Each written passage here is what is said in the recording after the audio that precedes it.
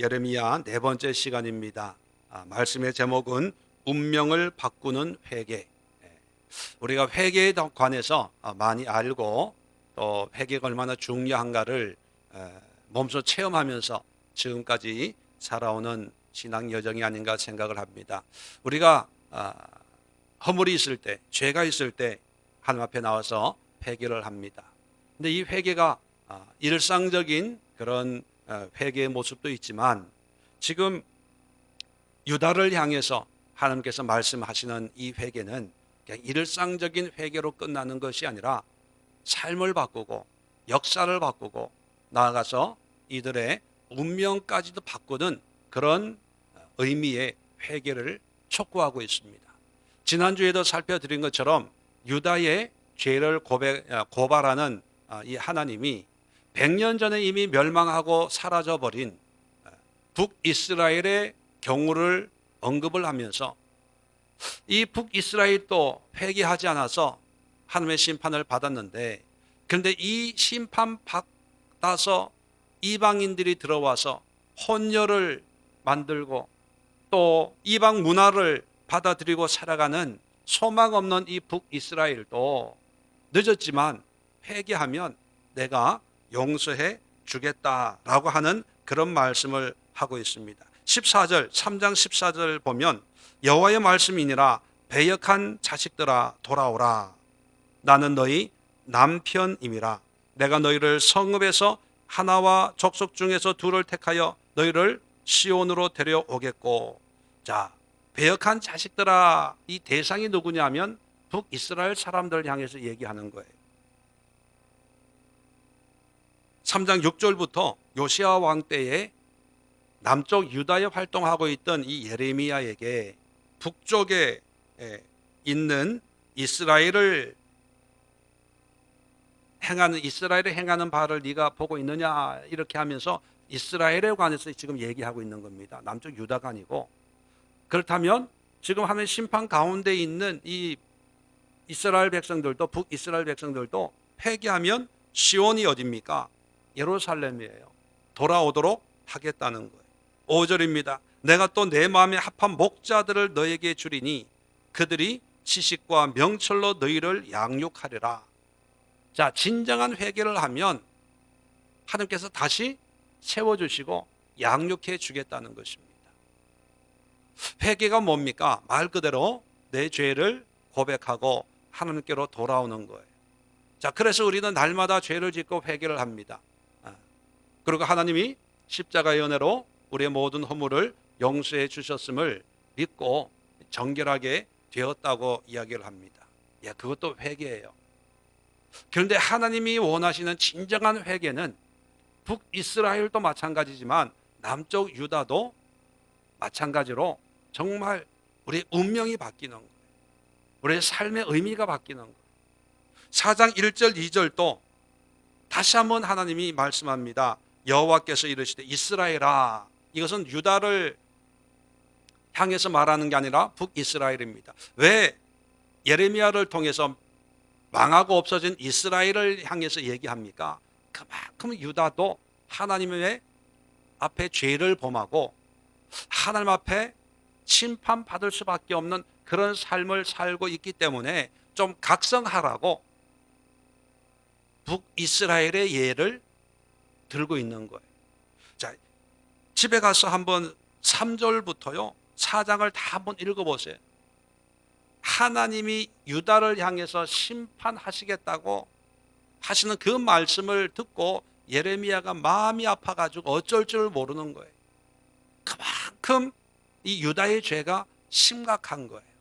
그래서 북이스라엘의 어떤 회개를 촉구하는데, 자, 4장 1절에 보니까 이스라엘아 내게 돌아오려거든 내게로 돌아오라. 자, 돌아오라 그렇게 말씀을 하면 되는데 돌아오려거든 내게로 돌아오라. 그러면 돌아온다고 하는 것 중에는 어떤 것은 하나님께로 돌아오는 게 아닌 게 있다고 뉘앙스가 있지 않습니까? 쉽게 표현하면 회개한다고 하지만 진정한 회개가 아닌 그런 회개를 하는데, 회개를 하려면 나한테로 와야 돼. 그런 의미입니다. 자, 그렇게 보면 우리도 회개를 해요. 왜 회개를 합니까? 물론 하나님의 뜻으로 살려고 회개를 하죠.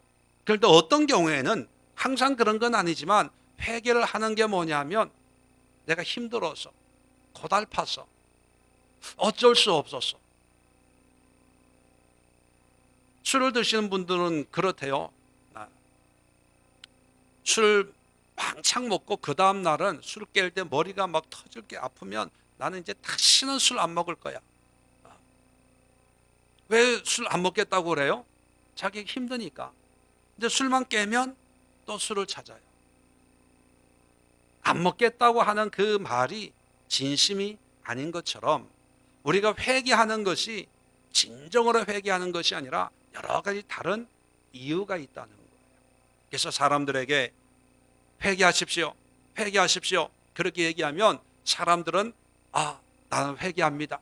부흥회 때 회개하고 주일 예배 전에 회개하고 기도하기 전에 회개합니다 라고 하지만 문제는 뭐예요? 그럼 회개를 통해서 삶이 변화됩니까? 안 변화돼요. 하나님의 인도하심에 변화가 있습니까? 없어요. 그냥 일상의 반복인데 본인은 회개를 한다는 거예요.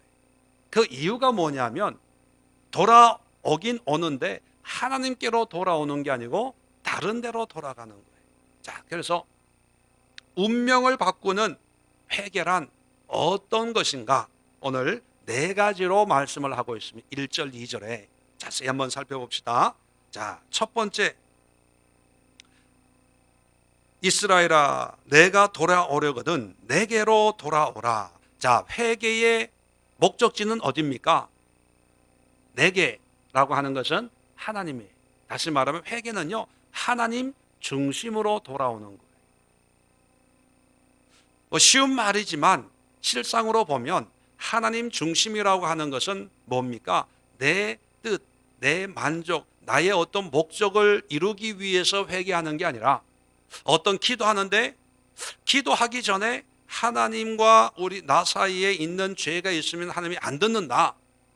그런 말씀을 기억하고 기도 응답을 받기 위해서 하나님, 기도하기 전에 하나님 이런 죄를 졌는데 알고 지은 죄 모르고 지은 죄 다 용서해 주세요.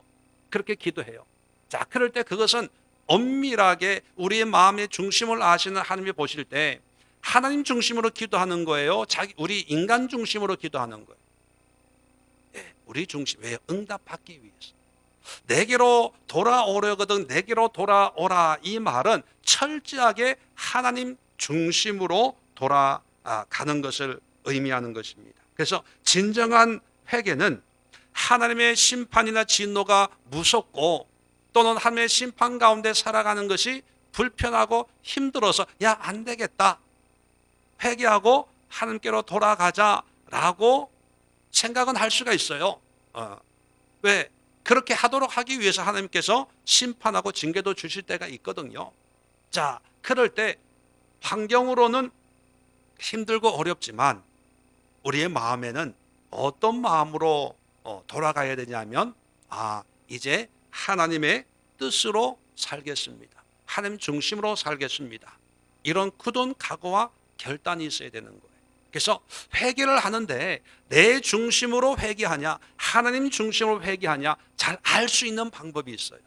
뭐를 보면 아냐 하면 내 중심으로 회개하는 그런 모습은 어떤 생각을 가지고 있냐 하면 죄를 짓고 회개하고 또 죄 짓고 회개하고 죄 짓고 회개하고 죄 짓고 회개하고 이게 자기 중심의 회개예요. 어떤 분들이 그러죠. 죄 다 지을 거 다 짓고 회개하면 되겠네? 다 용서해 주시겠네? 예. 하나님 다 용서해 주십니다. 은혜를 베풀어 줘요. 그러나 용서와 은혜는 베풀지만 그 삶의 변화는 일어나지 않아요. 계속 반복적으로 용서는 해줘요. 왜? 하나님은 은혜와 사랑의 하나님, 말씀으로 약속을 하셨기 때문에. 그런데 10년을 신앙생활해도 10년을 반복하는 것뿐이에요. 변화가 안 된다는 거예요. 진정한 변화를 이루는 회개란 뭐냐? 내 중심에서 하나님 중심으로. 그럼 하나님 중심으로 회개하는 삶이라고 하는 것은 죄짓고 회개하고 죄짓고 회개하는 그런 삶이 가능할까요? 아니죠. 도저히 하나님 중심에 하나님의 뜻 안에서는 그건 말이 안 되는 거예요. 그러니까 여러분, 우리의 삶이 하나님 앞에서 정말 철저하게 변화되기 위해서는 우리가 하나님 중심으로 살아가야 돼요. 그래서 모든 삶의 의미와 목적이 하나님이어야 됩니다. 에덴 동산에 하나님께서 아담과 하와를 불러다가 다스리고 지켜라 라고 했습니다. 자, 다스리고 지키기 위해서는 뭐가 있어야 됩니까? 지식이 있어야 되는 거죠. 지식, 지능이. 다른 동물들은 지능이 없어도 그냥 본능으로 살지만 뭔가 다스리려고 하고 뭔가 지키려고 하고 뭔가 이 땅을 경작하려고 하면 하나님께서 인간에게 지식과 지혜를 주셨어요. 그 지식은 뭡니까? 하나님의 뜻 가운데 하나님의 사명을 잘 감당하라고 준 그런 지식이에요. 용도가 분명합니다. 그런데 성경을 보면 하와가 하나님이 주신 그 지식을 어디다 써먹어요? 하나님이 따먹지 말라고 하는 선악과를 보면서 하나님처럼 되고 싶다라고 하는 그런 쪽으로 써먹어요. 그래서 타락을 한 거죠. 타락할 때 타락의 내면을 보면 타락 전에는 하나님 중심으로 살았어요. 하나님의 영광을 위해서 내가 비록 수고하고 애를 쓰지만 모든 것이 하나님의 은혜요 축복이고 하나님의 영광을 위한 것입니다 라고 했는데, 이제 이 지식을 부함직하고 먹음직하고 탐스럽고 또 하나님처럼 될 수 있다고 생각하는 그 생각 속은 하나님 중심이 아니라 누구 중심이에요? 자기 중심. 그래서 죄의 씨는 뭐냐면 나예요. 나. 이 내가 있어서 늘 손해 안 보려고 하고 남들보다는 조금 나으려고 하고 남들 위에 좀 있으려고 하고 대접받으려고, 이 나의 나. 그래서 바울은 이 나를 날마다 죽노라, 나를 쳐서 십자가에 복종시킨다, 이런 표현을 자주 씁니다. 그래서 이 나와의 싸움이 어떤 영성이고 어떤 신앙생활인데, 회개라고 하는 것이 뭐예요? 전제 조건이 죄를 졌다는 거예요. 그 죄의 씨가 뭐라고요? 나라고요. 나. 그런데 이것을 회개해요. 바꿔요. 그러면 주인이 바뀌어져야 되는 거예요. 나에서 누구로 바뀌어져야 되는 겁니까? 하나님. 그래서 철저하게 회개라고 하는 것은 하나님 중심으로 사는 것이 회개예요. 그런데 우리가 아까도 말씀드렸지만 회개했다고 하고 죄짓고 회개했다고 하고 죄짓고, 이것은 내가 아직 있는 거예요, 없는 거예요? 회개할 때는 내가 죽었다고 믿고 그렇게 기도하지만 결국은 내가 아직 살아있는 거예요. 남아있는 거예요. 따라서 결국은 온전한 회개가 아닙니다. 이스라엘 사람들을 향해서 내게로 돌아오려거든, 내가 돌아오려거든 내게로 돌아오라. 너에게로 또 돌아가지 말고 너 자신 중심의 삶으로 돌아가지 말고 내게로 오라, 내게로. 그렇게 외치고 있는 이유가 뭡니까? 진정한 회개란 철저하게 하나님 중심으로 돌아가는 거예요. 그것이 뭐냐? 하나님의 나라의 삶이에요. 하나님이 나의 왕이시고 나는 그의 백성으로 하나님 앞에 순종하며 하나님의 뜻을 이루는 그런 삶을 사는 것이 바로 성도의 삶이라는 거죠. 자, 두 번째 회개의 진정한 의미는, 자, 계속해서 1절에 보면 내가 만일 나의 목전에서 가증한 것을 버리고 내가 흔들리지 아니하며, 자, 가증한 것이라고 하는 것은 우상이에요. 자, 우상의 특징이 뭡니까? 내가 원하는 것, 내가 필요한 것, 세상에 좋은 것을 주겠다고 하는 어떤 대상들이에요. 다시 말하면 나를 편하게 해주고 유익하게 해주는 하나님과 상관없이 그러한 요소들을 제공해 주겠다라고 하는 어떤 대상들, 그런 것을 버리라는 거예요. 그리고 내가 흔들리지 아니하며, 흔들린다고 하는 것은 왔다 갔다 하는 건데 어디를 왔다 갔다 하는 걸까요? 어디에서 흔들리지 말라는 거예요? 하나님과 이런 우상, 세상에서 왔다 갔다 하지 말라는 거예요. 우리도 그럴 때 있지 않습니까? 은혜 받으면 아골골짝 빈들에도 주님만을 위하여 그렇게 고백하고 기도하고 찬양하지만 또 어떤 삶 속에 들어가면 내가 좀 더 누려야 되고 내가 가져야 되고 내가 소유해야 되고 근데 왔다 갔다 하잖아요. 그런데 하나님은 뭐라고요? 흔들리지 말라는, 흔들리지 말라는. 그러면 하나님의 뜻으로 살기로 결단하고 아무리 세상에 좋은 것을 주겠다고 해도 거기에 마음 뺏기지 말라는 거예요. 흔들리지 않는 하나님만을 섬겨야 된다는 것입니다. 그래서 아까도 말씀드렸지만 죄짓고 회개하고 죄짓고 회개하고 하는 것, 회개예요. 그러나 그런 회개를 통해서 하나님의 영광을 받고 그런 회개를 통해서 우리가 변화되는 게 아니라 그런 회개는 하나님의 긍휼하심이에요. 긍휼하심. 불쌍히 여겨서 은혜로 용서해 주는 거예요. 그런데 우리의 운명을 바꾸고 무너진 이스라엘도 다시 회복할 수 있는 새로운 생명의 회개 역사는 이제는 더 이상 나의 원함이나 세상의 뜻을 따르지 아니하고 비록 하골골짝 빈들일지라도 주님만을 섬기기로 결단하는 거예요. 가나안 땅에 들어가서 가나안 땅을 점령하고 난 뒤에 여호수아가 이제 땅을 이제 분배를 해주죠. 그리고 마지막으로 여호수아가 고별 설교를 합니다. 나와 내 집은 여호와 하나님만을 섬기겠다. 그렇게 선언을 했을 때 여호수아 24장에 보면 그 다음에 이스라엘 백성들이 우리도 그렇게 여호와를 섬기겠습니다. 섬기겠습니다. 섬기겠다는 말이 24장 계속 나와요. 자, 이 섬기겠다라고 하는 이 히브리 말이 아바드라는 말이에요. 아바드. 이 아바드라고 하는 의미는 뭐냐면 노예가 된다, 종이 된다 그런 뜻이에요.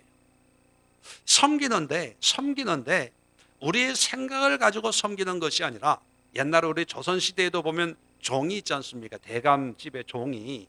그러면 이 종은 자기 의견이나 자기 생각을 가지고 일을 합니까? 아니면 철저하게 주인의 생각으로 살아갑니까? 네, 주인의 생각이죠. 그게 아바드예요. 우리는 자꾸 판단하려고 하고 이해하려고 합니다. 내가 이렇게 사는 데 있어서 하나님 왜 이렇게 인도하시는지 하나님 나를 이해시켜 주세요. 그런데 하나님의 역사가 우리에게 다 이해할 수 있는 내용입니까? 여러분, 우리의 인생을 우리가 이해하고 살아갑니까? 아니면 그냥 강물이 흐르듯이 시간 속에서 흘러가는 인생을 살고 있습니까? 그게 흘러가는 거예요. 이해되는 것도 있지만 사실 이해되지 않는 게 얼마나 많습니까? 이해가 안 돼도 그냥 사는 거예요. 그런데 신앙 안에서는 유별나게 이해를 하려고 해. 왜? 우리 고집 때문에. 그 고집이라는 게 뭐예요? 나거든요. 나가 안 죽어서 그런 거예요. 나를 이해시켜주고 나를 설득시켜주고 내가 알 수 있게 해주면 믿겠습니다. 근데 그건 믿음이 아니에요. 믿음이란 뭐예요?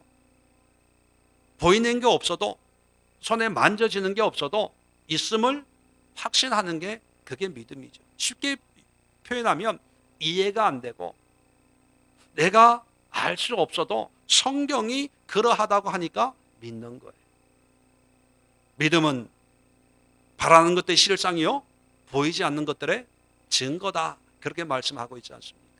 그래서 종이란 뭐냐 하면 자기의 지식과 자기의 생각으로 이해돼서 하는 게 아니라 주인이 이렇게 하라고 할 때 그렇게 하는 거예요.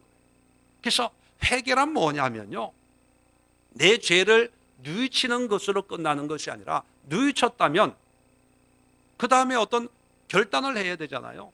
그 결단이 뭐냐면 하나님 중심으로 사는데 하나님을 섬기기로 약속합니다. 이 섬긴다는 것이 아바드, 종이 되겠습니다. 다시 말하면 하나님의 말씀에 순종하겠습니다. 그거예요. 그래서 이제 하나님의 말씀에 순종하려 결단했기 때문에 세상의 쾌락이나 오락을 보면 마음이 끌려요, 안 끌려요? 안 끌려요. 주인이 종에게 이걸 가지고 아무개 집에 갖다 줘라 라고 편지를 줬어요. 자, 가다가 보니까 재밌는 것도 있고 놀이동산도 있고 아는 사람도 만나요. 하룻밤 자고 가래요. 자, 그렇다면 보통 때였으면 자고 가죠. 왜? 자기가 주인이니까. 근데 이젠 종이 됐단 말이에요. 종이 됐으면 주인의 사명을 감당하기 위해서 내가 하고 싶은 것도 끊어야 되는 거예요. 절제해야 되는 거예요.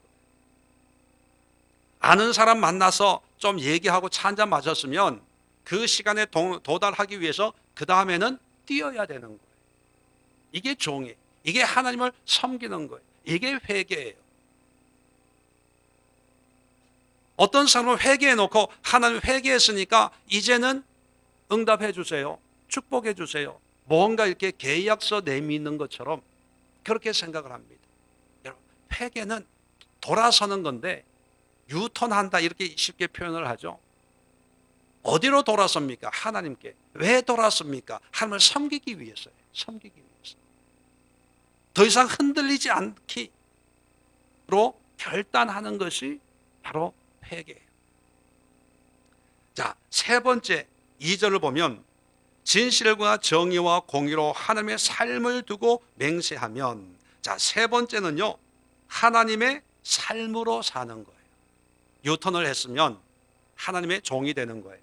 자, 하나님의 종의 삶이라고 하는 것은 하나님이 기뻐하시고 하나님의 뜻으로 사는 삶인데, 오늘 성경은 하나님의 뜻으로 사는 삶을 크게 세 가지로 합축을 했습니다.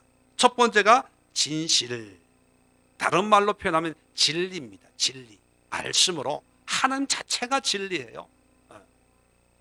우리가 말씀이 진리다라고 하지만 이 말씀이라는 게 하나님 자신이잖아요. 그죠? 말씀이 육신이 되신 예수님, 요한복음 1장에 말씀하고 있는 것처럼 이 말씀이 육신이 되었고, 이 육신이 곧 말씀이고, 말씀이 곧 하나님이거든요. 다시 말하면 진리, 진실이라고 하는 것은 하나님으로 사는 것이고, 자, 그 다음에 정의와 공의. 제가 귀에 있을 때마다 아마 계속 얘기하고 있는 것이 뭐냐 하면, 믿음의 의할 때 의인이다, 의롭다라고 표현을 합니다. 그 의 가운데 두 가지로 나누면 공의와 정의로 나눌 수 있어요. 10계명도 1계명부터 4계명까지는 하나님과의 관계, 5계명부터 10계명까지는 이웃과의 관계. 그것처럼 공의라고 하는 것은 하나님과의 관계, 정의라고 하는 것은 이웃 간, 사람 간의 관계. 다시 말하면요, 하나님 안에 하나님과의 관계에서 또 사람과의 관계에서 하나님의 뜻을 이루어가는 그런 삶을 살기로 맹세하고 결단하는 게 회개예요.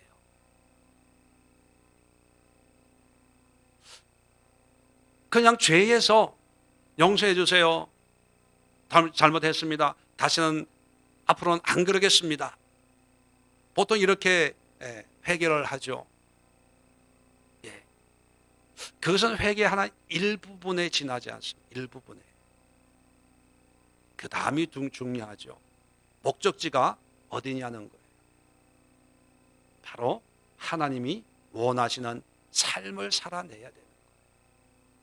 그 삶의 구체적인 모습이 진실함으로, 그리고 공의와 정의를 이루는 삶이 되어야 된다는 것입니다. 그럴 때 죄짓고 회개하고 죄짓고 회개하고 하는 이 회개의 반복이 일어날 수가 없다는 거예요. 이런 회개의 반복이 일어나지 않는다는 게 뭐예요? 더 이상 죄에서 매여 있는 것이 아니라 죄로부터 자유하고, 자유하다는 것이 뭡니까? 인생이 변화되는 거예요. 삶이 변화되는 거예요. 놀라운 하나님의 은혜로 날마다 새로워지는 삶을 사는 거예요. 이게 회개의 능력이고 회개의 의미라는 것입니다. 자, 네 번째 2절 끝에 보니까, 자, 두고 맹세하면 나라들이 나로 말미암아 스스로 복을 빌며 나로 말미암아 자랑하리라. 자, 회개의 결과를 얘기합니다. 회개의 결과를 뭘로 말씀하냐 하면 나로 말미암아 그렇게 얘기해요. 나로 말미암아 복을 빌며 기도하며 은혜를 구하며 나로 말미암아 자랑하는 사람들 앞에. 다시 말하면 회개를 통해서 나는 사라지고 누구만 드러나는 거예요? 하나님만 드러나는 거예요. 이게 회개예요. 어떤 사람들은 회개를 얘기하면서 물론 그 여정을 소개하려고 그런 방법을 쓸 수밖에 없겠죠. 전형적인 방법이 뭡니까? 옛날에 내가 이렇게 살았는데 예수님 만나서 이렇게 변화되고 불을 받아가지고 내가 이렇게 회개하고 내가 이런 삶을 살고 또 이렇게 신앙생활 열심히 합니다. 이게 모두 하나님의 은혜입니다. 이렇게 보통 간증을 하고 이야기를 하죠. 예, 그런 과정을 겪었습니다. 솔직하게 표현하는 것이지요. 자, 그렇다면 이제 그 다음부터는 하나님이 드러나요. 하나님이 이유이고 삶의 이유고 하나님이 목적이 되고 하나님이 의미가 되고 하나님이 동기부여가 되고 모든 것이 하나님으로 말미암는 삶이 돼야 돼요. 그게 안 되면 이런 현상이 일어납니다.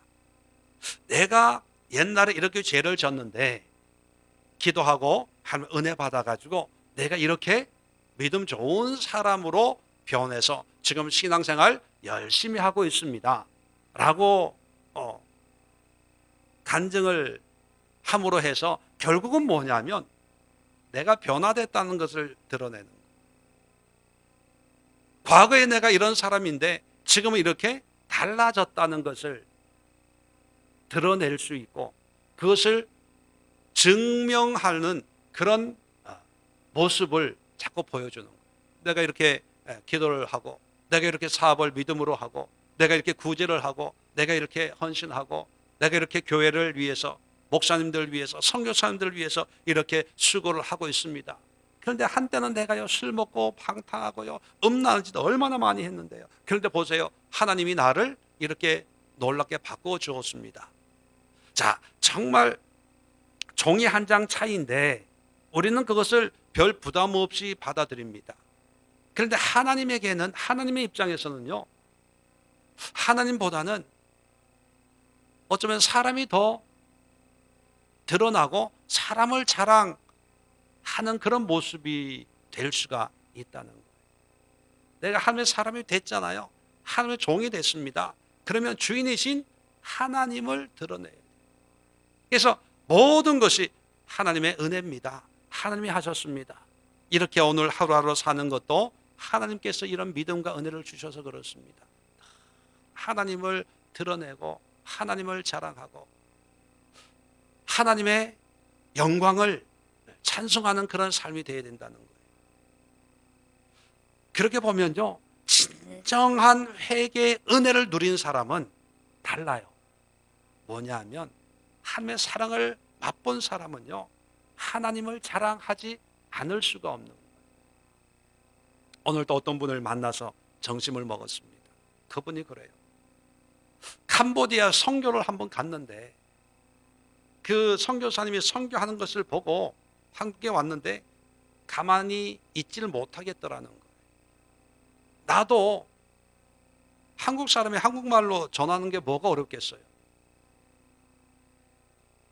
언어도 안 통하는데 거기 가서 선교한다고 하는 그 선교사님들 보니까 그냥 있지를 못하겠더라는 거예요. 그래서 한국에 와가지고 전도를 열심히 했다는 거예요. 전도를. 정말 하나님의 사랑을 경험하면 하나님이 나와요. 어떤 분들 보면 만나면 자식 얘기부터 하는 분들이 있어요. 우리 애가요 이번에 이렇게 대학을 가고요, 시집을 가고요, 우리 애가요, 우리 애가. 그걸 보면 알아요. 그분 생각 속에 뭐가 들어가 있어요? 자식 사랑이 들어가 있어요. 어떤 분들을 보면 남편, 아내 얘기를 하는 분들이 있어요. 우리 남편이 이것 해주고요, 저걸 해주고. 왜? 그 속에 그 남편이나 아내가 들어가 있으니까. 어떤 사람들은 뭐 쇼핑에 관해서 뭐 이거 써보니까 너무 좋더라고. 왜? 정말 그런 게 좋다고 느꼈던 그런 기억들이 있으니까요. 마찬가지예요. 우리에게 예수님이 있으면 뭐가 나올까요? 예수님이 나올 수밖에 없는 거예요. 이거는 막 생각하고 궁리해가지고 예수님을 전하고 예수님을 자랑하는 것이 아니라 그냥 나오는 거예요. 체험해 봤잖아요. 만나 봤잖아요. 그 맛을 봤잖아요. 그러니까 그것을 그냥 나도 모르게 전하는 거예요. 정말 회개한 사람들은요, 나를 드러내는 것이 아니라 하나님을 드러내는 거예요. 그리고 이 회개의 맛을 봤기 때문에 기도를 해도 오늘 성경이 얘기하고 있는 것처럼 나로 말미암아 스스로 복을 빌며 누구한테 부탁하고 목사님 기도해 주세요 이게 아니라 내가 만난 그 예수님 앞에, 내가 하나님 앞에 더 큰 복을 받아야지, 더 큰 은혜를 받아야지. 여러분 기도하세요. 기도해서 할 필요가 없는 거예요. 왜요? 기도의 그 의미를 깨달아 버리면 안 하고 못 배기는 거예요.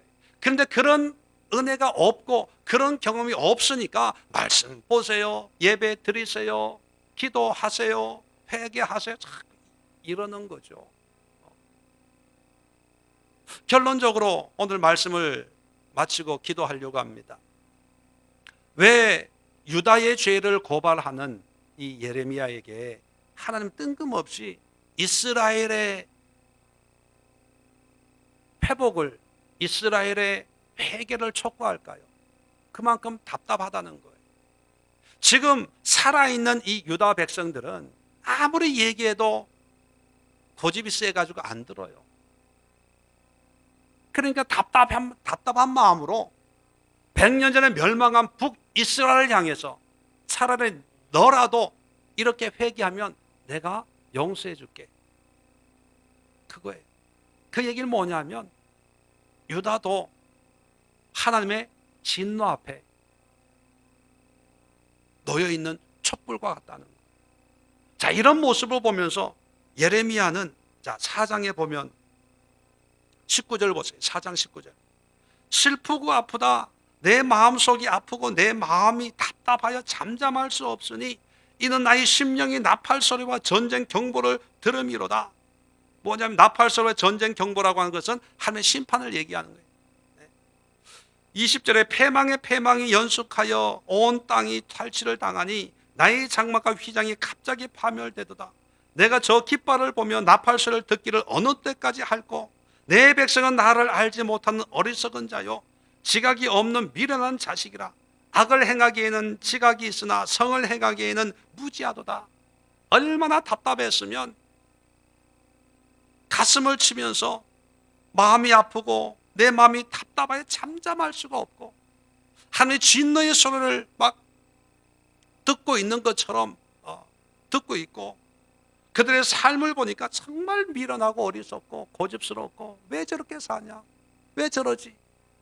악을 행하는 데는 정말 교묘하고 하나님의 말씀으로 사는 데는 정말 무지해도 너무 무지하다 탄식하는 거.